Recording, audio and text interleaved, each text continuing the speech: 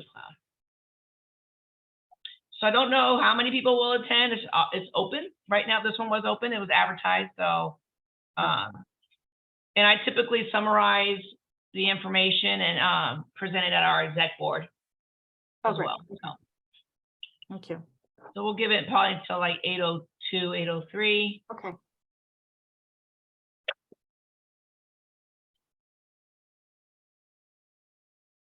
How you guys doing? Good? Good. I was going to ask Cindy if everything's working okay. So far, so good. I should probably make you a co-host, huh? Yes, I have a PowerPoint here, if that's okay. I'm gonna put all participants could share. Okay, Oh, you don't want that.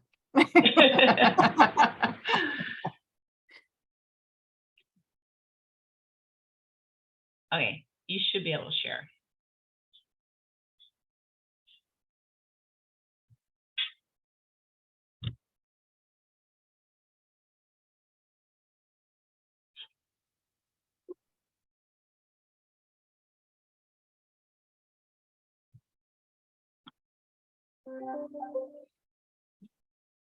Here comes Brian. Brian's my co-chair.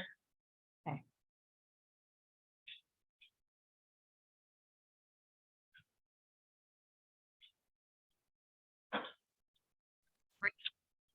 I was thinking too that it might be good for us to write an article for The Voice magazine.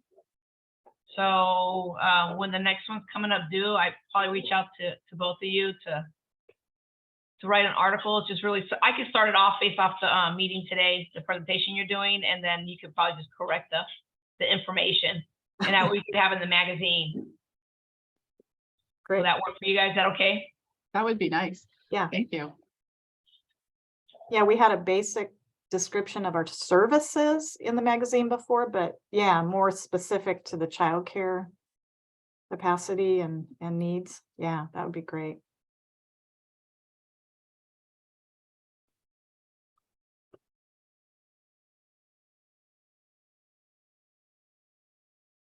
And I'm working from home this morning, so if you hear some rattling, I have a puppy that was, I went to the vet with one dog, came home with two, long story short. Uh-oh. It was a lab that was surrendered, so. Wow. Oh, She's a handful. yeah. I have two little ones that are sometimes noisy, so I will mute as much as possible. Hey, Brian. Good morning. Good morning. Happy Valentine's Day.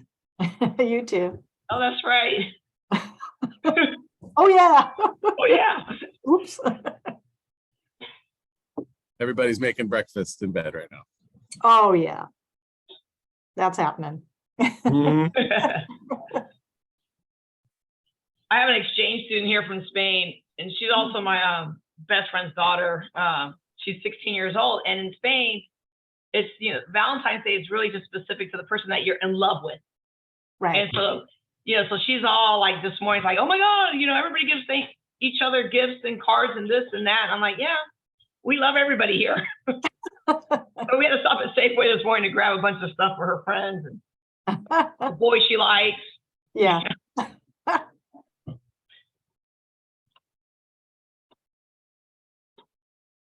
All right, we're gonna go ahead and get started. Like I said, so we will put this information together that you present today and present it to the exec board and also put it on our website. And then I would like to do the article for the Voice magazine. All right. So if you'd like to go ahead and get started, it's all yours. Probably gonna do introductions just for the purpose of the recording. Okay. So actually I have you guys' information right here so I don't mess it up. Let me grab it real quick. All right, so we have here Kathy Lago. Is that how you pronounce your last name? Lago. Lago?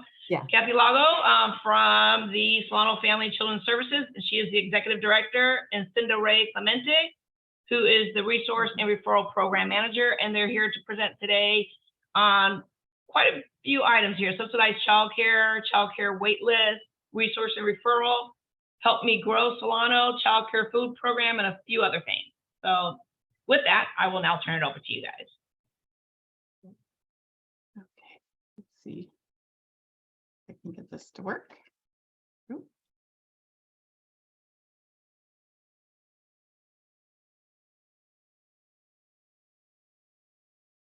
Are you able to see my slide, PowerPoint slide? Yes. All right. So let me back up for some reason. It had forwarded. So we are from Solano Family and Children's Services. And as Susan said, I'm Cinda Clemente from Solano Family and Children's Services as the Resource and Referral Program Manager. And who are we? We have been in existence since 1978. We're a nonprofit agency, and we are funded by California Department of Social Services, the Child Care and Development Division, Solano County Health and Social Services, First Five Solano, Solano County Mental Health, and the U.S. Department of Agriculture. Our mission of Solano Family is to create connections for families and child care providers to support the healthy development of children for a thriving community. We have 3 departments in our agency. The largest is the subsidized child care program. We have the resource and referral program, and then we have our child care provider food program. So I'll go into each one. Our largest, as I said, is the subsidized child care program. And this program provides full or partial payments for child care for eligible families. And the programs within the subsidy program are CalWorks. And that program serves families who are receiving cash aid or public assistance, or who have had public assistance or cash aid in the past. Our California Alternative Payment Program, or we call it the CAP program, is for families who are not on public assistance, but need help with paying for childcare. Our Foster Bridge program is for foster children and serves to increase the number of foster children successfully placed in home-based family childcare settings. And then we have our substance abuse program, and that is for parents who are going through the Solano County outpatient substance abuse program. And that is by far our smallest program, I would say.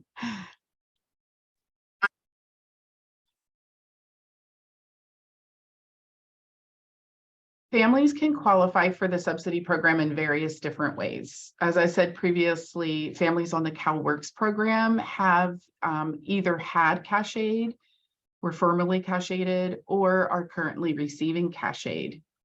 For the CAP program, the parent must have at least one eligibility requirement that you see listed here. So working or going to school, homeless, parent incapacity. Prior to the COVID pandemic, we had a waiting list of children who may have been on the wait list for years. Parents often had waited and waited and waited for childcare through the waiting list, and we never, I shouldn't say never, but we rarely had the funding to be able to pull from the waiting list and enroll. Those families that are pulled from the waiting list are enrolled into our CAP, our California Alternative Payment Program. Through the pandemic, we had received enough funding to enroll all of the children that were listed and qualified off of the waiting list. That funding was through the ARPA funding for emergency childcare for families who were needing childcare as essential workers. This has never happened in our history of our 45 years of existence. We disseminated flyers and put information out to let people in the community know that income guidelines were changed, and anyone should apply. Any parent currently who is wanting to enroll onto the subsidized childcare program must fill out a waiting list application. That is how we pull our families. So they go on our website and fill out the waiting list application, and they're pulled from there. The flyer that you see on the screen has our income guidelines listed, and we provide a QR code, so it's easy for the parent to actually get to our waiting list application.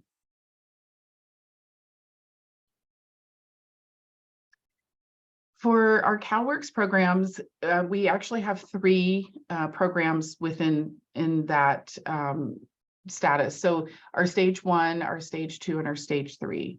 Our stage 1 families are currently receiving cash aid, and we currently have 1,574 children enrolled. More than half do not have providers on file. That is one thing that we are looking at. A lot of our families, especially in stage 1 CalWorks program, choose to use a family friend or neighbor for childcare. And through the pandemic, a lot of parents were not having to adhere to the county, excuse me, the county's requirement for their activity. And we're, I think, slowly kind of building back and having our families get back into their activities. So we currently still have about half that do not have a provider on file. And childcare must be established before county can engage in the welfare to work activity. So we actually receive a list from the county of families that are participating in their welfare to work activity. We contact them and set up their childcare so they are prepared to start their activities. For stage 2, these are the families who have received cash aid in the past and are considered stable. And we currently have 653 children enrolled in that program. And stage 3 are families who had received cash aid prior to 24 months. And we currently have 925 children enrolled. In our CAP program, we currently have 1,949 children. And prior to the pandemic, CAP was funded to serve approximately 800 children. So that tells you how many children we've enrolled since the pandemic. Emergency childcare, that is the funding that we received again through the pandemic.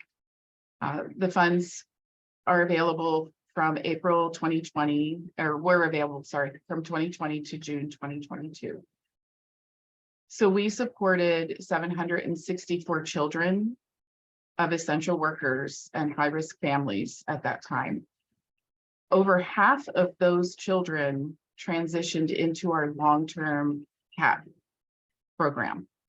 So they were eligible for the CAP program and were able to transition into that long-term care until they are age ineligible or income ineligible.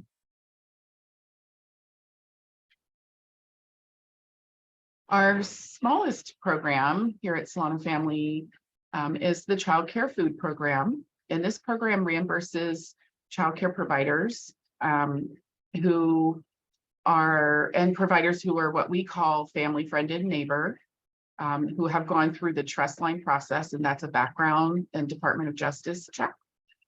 And they reimburse them for meals that they serve children during their time of care. They provide training and technical assistance for meal planning, nutrition information.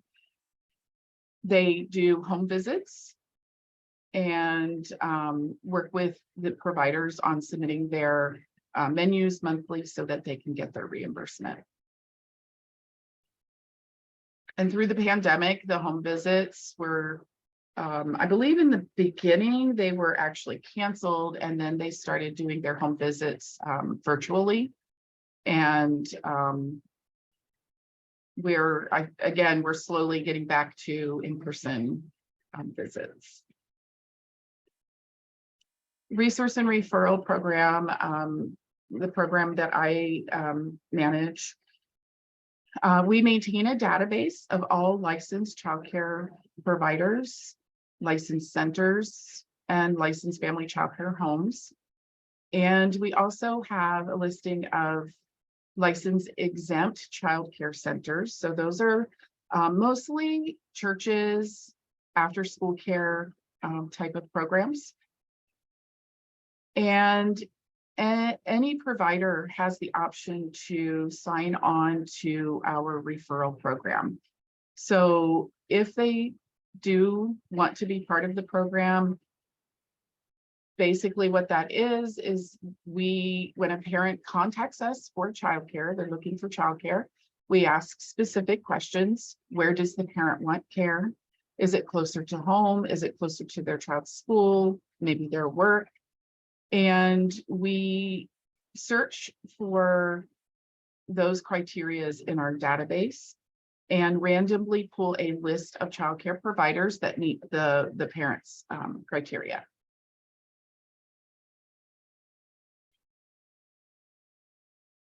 We educate the parent on different types of providers and help them make informed choices that meets the best needs for their family. We partner with local businesses and community programs to provide childcare referrals and offer connections to resources for their families. We currently have a contract to provide these services for the Fairfield-Suisun Teen Parenting Program. And in the past, we have contracted or had memorandums of understanding with other businesses to provide direct services for their employees. And that could be employees that are coming from out of state looking for childcare. It can be if maybe a family, an employee is struggling and having a hard time getting to work and needing care, we can also work with them in finding care that best meets their needs. We also provide enhanced childcare referrals for high priority needs. And for the most part, that is for children with special needs or infant toddler care. Infant toddler care is one of the common ages that we have a hard time finding care for. And we do have funding that we are working with providers currently to help expand their age group and provide infant toddler care in some of our areas of our county where that is lacking. So any family that is struggling and having a hard time, either with the list that we have given them or they've already tried on their own, we can actually work with that parent kind of one-on-one and kind of narrow down a list. Usually when we give a list of childcare providers, it's about 10, and the parent has to, do their own calling and search for their own provider. When we do an enhanced referral, we try to narrow it down to maybe 3 to 5 so that the parent isn't frustrated going through a list and kind of asking the same questions over and over.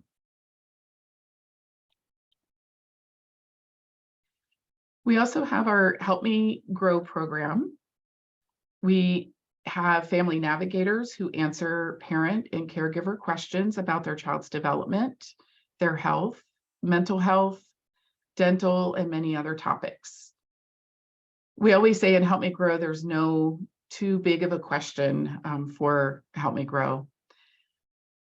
We provide developmental and social emotional screenings for children ages 2 months to 5 years. Parents can either do a screening on their own through our website, or they can make an appointment, and we have a developmental screener who will do their screening here in our office. We provide direct referrals and connections to needed community services and supports, such as parenting classes, legal needs, mental health services, counseling, food banks, clothing, any service that the parent is looking for. Family navigators follow up with our families who have received referrals to ensure the parent or child were connected to actual services. So part of Help Me Grow is to follow that child and family until we know for sure that they have received the services that we have referred for. And if for some reason that is not happening, then we try to find another place that we can refer to. Or if they're on a waiting list, we work with them in the meantime with either activities that they can do with their child if it's around development, or possibly connecting them to another partner in the community that could provide either partial service or a full service for the reasons that we were referring out. Family navigators also work with families who have multiple needs or who are having a hard time navigating through the system. So whatever system they are needing services, whether it be health, the mental health system, maybe the disability system, we keep in touch with these families a little longer to help them find their way, even though they may have already been connected to services. Sometimes once a diagnosis happens, if that's the case, there are other services that they may need to be looking for. And so we already have connection with that family and try to help them through that.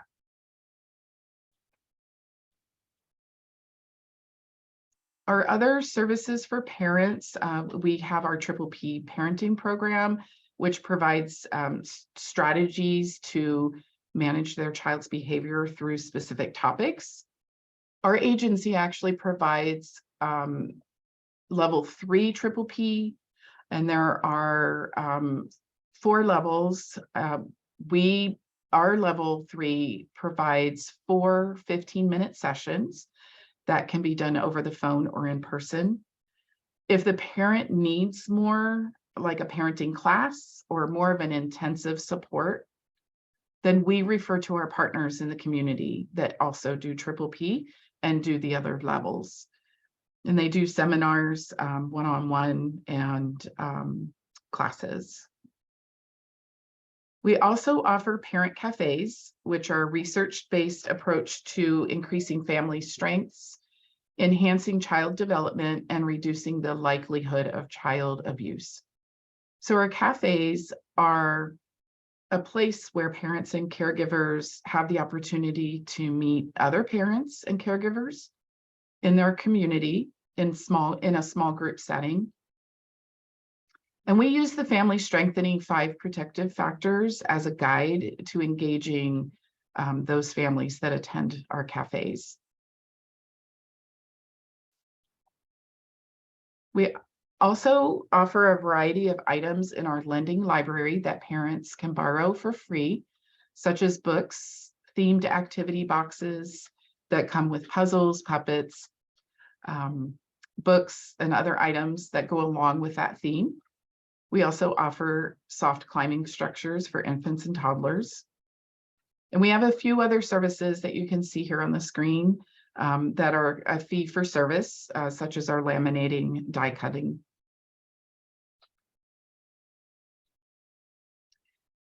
The other part of resource and referral is our training and support for child care providers.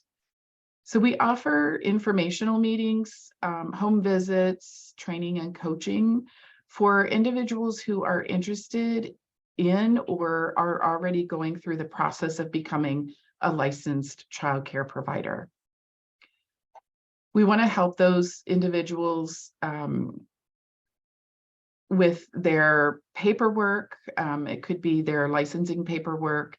Sometimes they have questions about what is licensing going to be looking at when they come to my environment, so we can help answer those questions ahead of time and hopefully make their licensing process easier and more efficient. The Child Care Initiative Project, or we call it the SIP project, provides training and technical assistance. Our trainings can include how to run a family childcare business, child development, including children with special needs, curriculum ideas, and how to engage families. Other services for childcare providers: the required preventive health and safety practices training.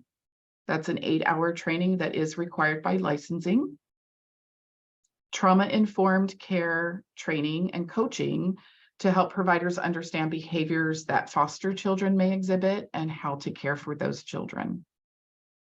And again, we want to offer that not just to the providers that are caring for children, foster care children, but all of our providers, so that they are they have more knowledge and are equipped to care for children when they get those calls. Like the Parent Cafe, we offer a provider snack and chat, which is a time for seasoned and new childcare providers to come together and learn from each other. They learn about specific topics. We might actually pick a theme, or they might pick a theme the week or the month before. And we have guest speakers. It's really a time for providers to feel supported. They are isolated, they're with children all day, and this is a way that they can connect with other providers in their community. Childcare providers are also encouraged to use our lending library as, part of their curriculum. They can rotate different activity boxes and use other games. We also have quite a few larger outside activities that providers can use definitely during the summertime.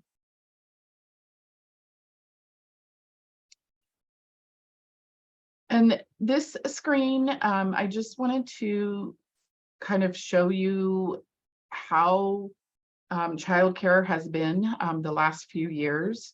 As you can see in the chart, prior to the pandemic, we had 104 licensed childcare centers, 390 family childcare homes, and 30 license exempt centers. At the start of the pandemic, we had a major shutdown, and almost all of our childcare in Solano County in California and across the nation, childcare at some point, pretty much came to a stop for at least a couple of weeks. And then we started having providers reopen. And in 2022, our average numbers were 72 centers, 273 family childcare homes, and 25 exempt centers. You can see in 2022, our numbers rose. And as of January of 2023, we are up to 93 licensed centers, 384 family childcare homes, and 27 license exempt centers. We have been recruiting, I would say tirelessly, trying to recruit individuals who want to become a licensed provider. We have also been working with providers who stay closed since early 2020 and helping them rebuild their business. We do have funding for those providers to either help with renovation, possibly, maybe they need to add something to their environment, change their environment a little bit, or they need materials because they're now caring for children of different ages than they previously were caring for. Whatever their need is, if they contact us, we can work with them on possibly purchasing those supplies so that they can reopen, and we will have more of our providers back in business. We also have received funding from the Workforce Development Board to provide kind of childcare provider boot camps to help individuals that are going through the process of becoming licensed. And we will be rolling that out actually in a couple of weeks. So it will be a 6-session series for individuals to basically learn about running a childcare business. It will be covering child development because a lot of people are coming from the business world and deciding to stay home with their own children. And so we want to do some education on the child development, including children with special needs, and all of the health and safety information that they need. And I believe that is my last slide. Yes. All right, that was incredible. I didn't realize that you guys were doing all those other things, not just placing young children, and the referral program. That's the Family Navigator. What I really liked about that is that you guys do the follow-up, because, you know, coming from education myself, when we do referrals, many times the follow-up is lacking, and families get overwhelmed, right? You might Yes. refer them to, let's just say, North Bay Regional Center, and they just get lost because the process is just difficult to navigate. So it's great to hear that you guys actually do some hand-holding in that respect. We do have a couple other people that had joined us from Assemblymember Lori Wilson's office. So I'm glad that they also joined us. So it's open now for questions. I know they asked for some information, and Kathy already responded. I do like, Kathy, the flyers that you gave us and those cards, the cards especially. We give them out to all of our students that are pregnant or have young children. So hopefully they're contacting you, and we are following up with them as well. So those cards are really good. I thought that's pretty clever how you guys did that versus just the flyer. And then the QR codes. They're Yeah. all going to that, right? So it's And- amazing what everybody can do on their phone now. Yeah, and if I could just make another comment too, I think there's this misunderstanding that we only serve low-income families. There And is. so our services across any family's needs related to childcare, but the other part is we serve employers. So many times, you know, we get contacted by a larger industry that Mhm. says, you know, we've got to get these people to work. Cinda's Yeah. crew helped with Michael's transportation during the COVID pandemic, because people didn't really want to go to work. They were worried about leaving their children. So there was that hand-holding process. But the other part is it's really common for any employer to have something big happening, and the night before they lose 2 staff due to a lack of childcare. We want employers to have that knowledge that we're a resource for them as well as their employees. Yeah, thank you. I have a couple questions. So a lot of the Sure. programs that you're able to expand and sustain right now seem to be based off the ARPA funding. Do you foresee continuing getting additional funding once the ARPA funding runs out? You want to take that, Cynthia? I can just answer for my program that we don't foresee the funding that we have right now being issued next year, next fiscal year. We are asking for additional funding because it is going to take years for like I said, all of California, all of the nation to build back our childcare providers.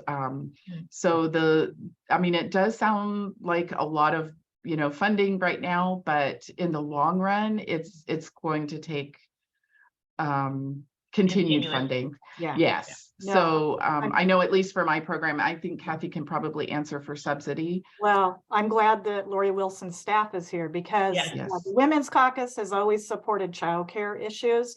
And the messaging we're giving right now is that, yes, the ARPA funding has helped and they have opened up this CAP funding. So we serve every family who's working low income. How wonderful. But that's got to be sustained. And the other part of that is that building back a business of any kind takes time. We're trying to get families enrolled. We need to have enough childcare providers for all those new families enrolled. People are still iffy. It's taking time for people to move back into the work field, to be working on site at locations. So this coming out of COVID, so to speak, is really going to take a couple of years down the road. We know that some of the funding will continue to be expanding a little bit due to the budget proposal by the governor for our childcare subsidies, but definitely these supports that need to happen because there's two sides of this world. There's the paying for childcare, but then there's also having enough childcares in our community. So that's going to take a little time, and we are pushing for that advocacy, and we're happy to share those points that we're trying to bring to our legislators later this year. Great. I also want to mention that and ask actually. So the spouse of the chief of the staff of the Air Force has a new initiative. Well, I don't know, it's probably a couple years old now, but it's Five and Thrive, which addresses the top quality of life issues for military members, and childcare is one of those. So how connected are you guys with Travis Air Force Base and their family and Airman Family Readiness Center and their childcare center? So years ago, actually, when Kathy was the resource and referral manager, they actually had an Air Force project program that they worked with providers. And I believe after that program, we kind of maintained for a little bit, but then we had lost our connections. And we just recently, within the last couple of years, this year especially, have made the connection with the Readiness Center and also with the hospital. So the labor and delivery and pediatrics. We do have a staff member that uses those facilities and is able to do some outreach for us there. And we have just recently reconnected with all of those entities. It's great to hear because they're obviously a big employer of ours. Yes. Yeah. Brian, do you have anything? Yeah, thank you for being here and all the great work you're doing. This is just so critical. I wanted to ask on the funding question, if you're familiar with the effort in Sonoma County. There's a coalition that the Santa Rosa Chamber is a big part of, to put a ballot measure on for sales tax in 24 to fund childcare. I want to know if you're aware of that and if there are any similar discussions in Solano. Yeah, actually, 5 years ago, we actually tried to put a ballot measure in Solano County, and it didn't quite make it. That is definitely one of those conversations that we've had with our state partners and regional partners. We don't have any activity at the moment. Our local childcare planning council, there is the entity that for the whole county, that we are a partner in that process. And commonly our local child care planning council would be kind of where that begins. But I will say there's no conversation right now. I think the process we went through several years ago, many of the people who participated in that, as well as us, they've retired and left us. So now we need to get those new advocates supporting. But absolutely, we'd love to have that conversation because childcare need isn't going away, and we can't always count on federal and state funding to be maintained. Absolutely. I personally think it's probably one of the greatest stressors for families. Me personally, I remember struggling at the time with just finding quality childcare and getting a good referral. And where do I go? And then the cost. Yes. Yes. Yes. I can only imagine now the cost has even just probably tripled since, you know, I have kids now in college, so. Yeah. Yeah, It can cost more for infant, toddler, childcare than it can to send a student to college. stressful for families, and obviously, you know, they miss work and affects our small businesses. Yeah. So definitely appreciate what you guys are doing. Great information. Like, we really need to write an article and put all this information in an article. I don't think people, like you said, people think it's low income. Your Yeah. services are only for low income families. Yeah, it's for everyone. Yes, both definitely the childcare referrals and Help Me Grow. There is no, we don't ask for income at all. So any family can call in and receive those services. I think that's pretty, I don't know if anybody has any other questions. But if not, Brian, if I could have you just stay on for a little bit so we could talk about furthermore about growing the council. I greatly appreciate you guys. This is great information. Can you send me the PowerPoint? Thank you. Yes, I can do that right now. Thank you. Great presentation. Thank Yeah. you. That flyer, we can either get hard copies to people or they can have the electronic, as well as go on our website. It's right there. So people can apply right online. Great. Thank you. Lee. Thanks for Thank having you. us. All righty. Thank you. Good day. Bye. All right, let me stop the recording. Okay. So, wait, still recording.